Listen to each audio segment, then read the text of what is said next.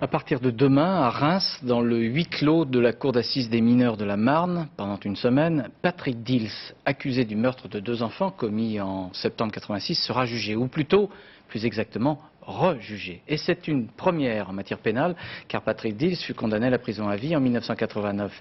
Il s'agit pour lui de faire reconnaître son innocence en s'appuyant sur la présence du tueur en série Francis Holm sur les lieux du crime au moment des faits.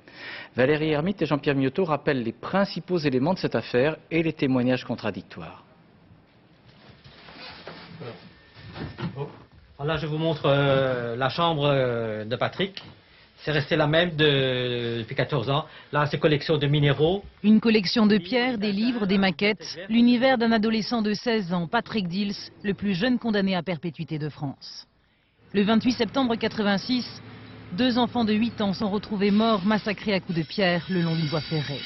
7 mois après le meurtre, Patrick Dils arrêté passe aux aveux, des aveux incomplets, mais extrêmement détaillés et renouvelés. Des aveux auxquels les parents de Patrick n'ont jamais voulu croire. Tous ces aveux ont été extorqués et soufflés. Soufflés, c'est sûr et certain. Là, je mets ma main au feu que ça a été fait. Si Patrick Dils, avant de se rétracter, avoue, il n'explique rien.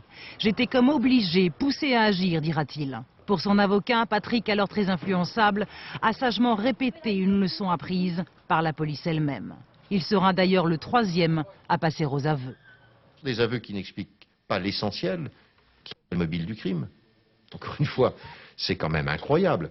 Patrick Dils aurait, en l'espace de 9 minutes, à main nue, avec des pierres, tué 2 enfants qu'il ne connaît pas, en tout cas l'un pas du tout, l'autre pratiquement pas, sans aucune raison, serait rentré chez lui, aurait dîné, aurait regardé la télé et serait allé se coucher. C'est invraisemblable. Il faudra attendre 1997 et un rebondissement nommé Francis Holm pour que la justice interroge. Le tueur en série était présent le jour du crime. Une information qui ne change rien dans la conviction profonde des familles des victimes. Patrick Dils est pour elle le seul coupable. Il a eu des aveux à la chaîne. Il a eu des aveux, il a commencé par A, il a fini par Z. Il a tout dit, sans qu'on l'arrête. Et après, il a dit, je suis soulagé. Ah ben, écoutez.